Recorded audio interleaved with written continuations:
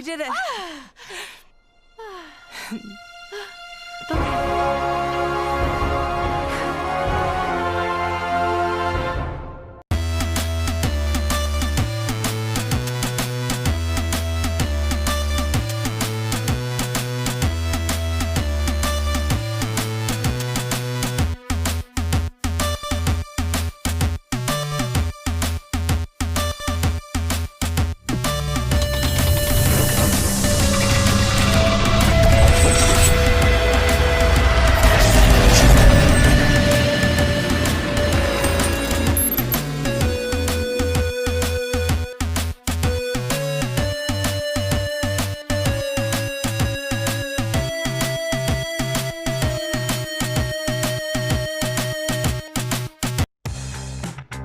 Hello everyone, welcome to this Buggy review.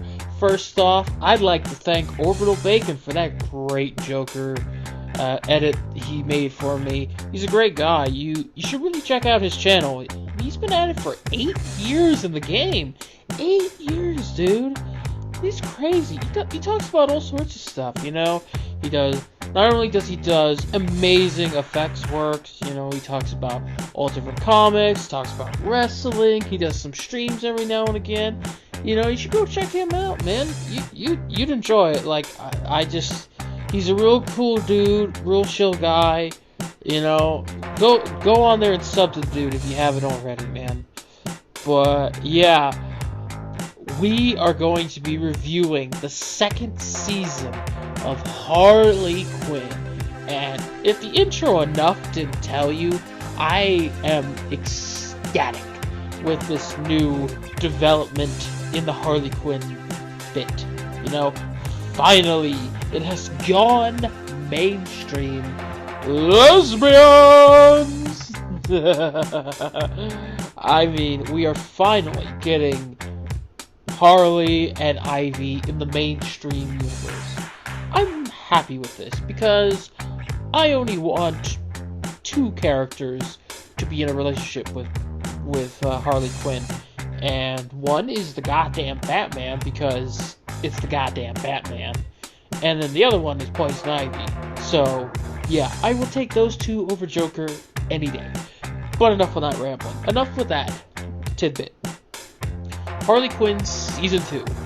So, this kicked off about, I'd say it wasn't more than maybe a month or 2 after the first season just finished up its finale, and that was because when they brought up the show, they had a 26 episode, like, limit thing they ordered, and so they just chopped it down to 2 seasons, 2 13 episode seasons. And that's why we kind of got this second season in pretty quick. And no word as of yet if there will be a 3rd season. I know a lot of people are hoping to get it renewed for a 3rd one. So fingers crossed on that one, because I would like to see how this goes. But anywho, yes, the great story of Harley Quinn. What changes and what does this show focus on? So what I see that this season focuses on, I think, is it primarily focuses on the development of the dynamic between Harley Quinn and Poison Ivy. That these 2 friends who've been through a lot and are always there for each other when they need to be, and you know, they always play off each other in these different varied ways, you know, as the show progresses on with just little bits here and there until it starts getting a little bit bigger, and then relationship starts developing, and then it's become a part of the story in a natural flowing way.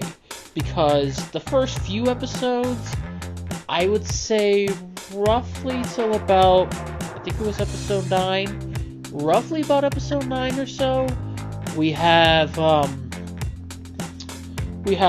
like Harley, who's kind of just going through the motions a bit through various things, like she's like taking on rival villains in Gotham, since in this particular like season, like Gotham's basically overrun. It's like a no man's land, and all these other Batman villains have like divvied up the city in their own territories, and Harley's just like trying to like take them all down one by one, and that's kind of like been like the what was going on for the first few episodes, and then roughly about, I think it was episode 9 or 8.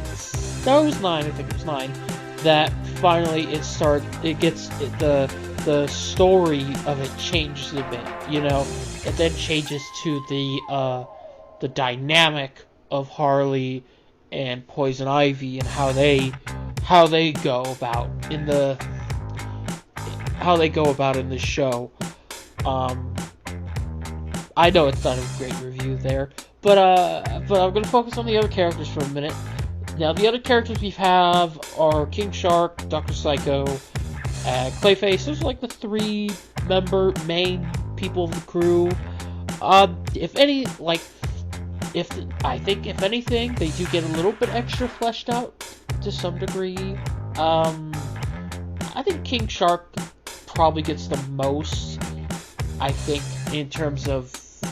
Okay, maybe not. He gets the second most, like, in terms of a development and more insight into his character, his backstory.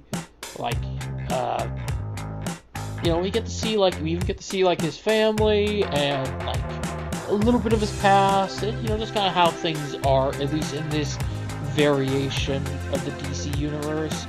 And, Clayface doesn't really get too much, just gets to kind of just act like typical Clayface in the show. If you've seen the show, you kind of know what you're in for, you've kind of seen it. It's just Alan Tudyk performing excellent as always. Dr. Psycho, I would say, does get the best out of it. I think he's like he definitely remains true to him being a villain, and I think it is an interesting journey he's went through, because he before he met Harley, he was a legitimate, like, villain, part of the Legion of Doom, all these things, until, like, he ends up calling Wonder Woman a cunt on live TV, and basically everybody ostracizes him, and no one wants to be associated with him. Not even the Legion of Doom, so he just gets degraded fast, and he joins Harley just in a way to improve his image. And, as this season goes on, when Harley starts wanting to do plans that are villainous, he's all for it, but then when she backs off on it, he hates it so much to the point that he has just given up on just working with her and tries to make his own moves, which I say it's pretty interesting to see that him, break off from the group and just try to do his own thing, which is nice.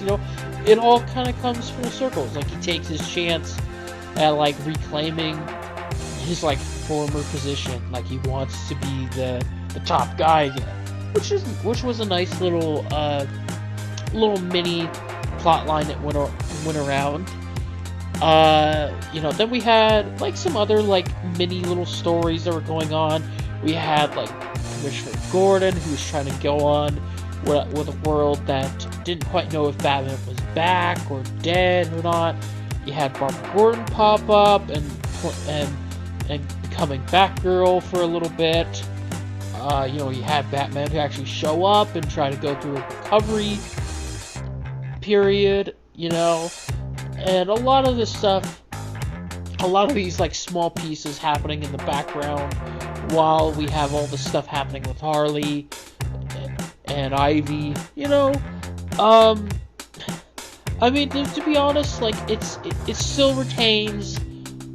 basically still retains the same formula of the first show. It doesn't take itself incredibly seriously, but it doesn't go too batshit nuts. It finds a delicate balance, because there were some moments where I was actually caught off guard, and I was actually a little sad, and then there were moments where I just couldn't stop laughing, and then, of course, as you saw in the intro, there were some moments that made me literally scream out cheering. And if you ask any of my friends who I called later on that day after watching that, I was clearly excited and happy for that. But yeah, you know, it's an R-rated show. You're gonna hear a lot of cuss words, a lot of shit, fuck, bitch, all that. You know, this is standard stuff. There'll be blood. You know, it's a brutal show. I'd say it's like an R-rated version of Saturday morning cartoons. That's the best way I could describe it. It is literally the adult equivalent of a Saturday morning cartoon. You know, it's ridiculous to a degree, but it's just ridiculously adult. You know, it's just got that nice vibe to it. You know, they crack a lot of jokes. You know, but it doesn't get to, I guess would say, wouldn't go campy like I'd say Marvel campy. You know, but yeah, that's just what the show is, and it still remains the same. And I think as a finale they did, it does perfect as a like series finale if it does come to that point. But if not, it's a nice little season finale if we do get a third one. I'm hoping for a third one, but we'll see. You know, I've been hearing some things, and I'm happy to, and I'd be happy to see a third season for this, because this show, I just love it. You know, characters were hilarious. They may not be like your stereotypical versions. You know, they're a little more of a they turn up certain qualities and characteristics of certain characters up a few notches. Like, say, with Bruce Wayne's, like, more brooding and stubborn nature, they do crank that up a bit. Like, they just crank it up to about 11. You know, they have Gordon, who's kind of like the beat cop that's got some problems. They crank that one up a bit to, like, to some, you know, good cop off fun there. As for, like, any of the side characters, I mean, I don't know, they're good. You know, I haven't seen a side character that I've hated, and I don't think I've seen anything that's made me not like characters. I think even for stuff like Kite Man, you know, who was an interesting character, you know, just a gimmicky type, and we all know it, you know, because he was just one of those ridiculous villains that just kind of popped up, and it's just like, it's Kite Man, hell yeah, you know, and he gets to walk off into the sunset with his head held high. You know, it's like he's not treated horribly. You know, there's no really agenda thing to it or anything like that. I feel like they play it just fine. It's good. It doesn't. There's no lectures to it. It's just good, honest enjoyment. Like, you can just sit there for 30 minutes or however long you want to binge the shows, because they're all about 30 minutes long.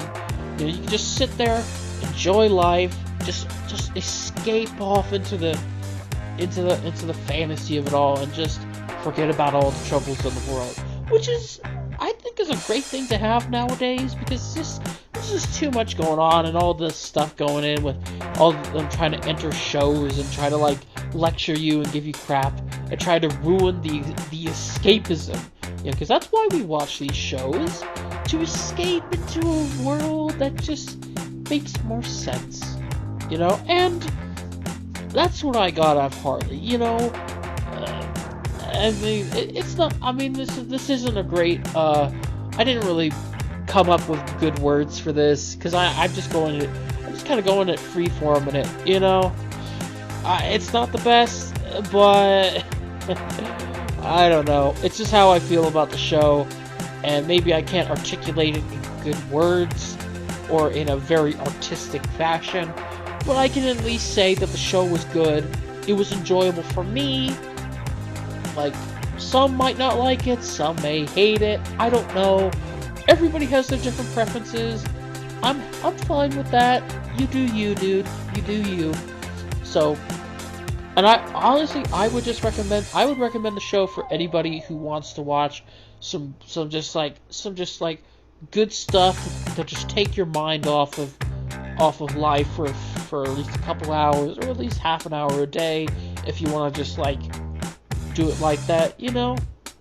It's there. I mean, it's 26 episodes.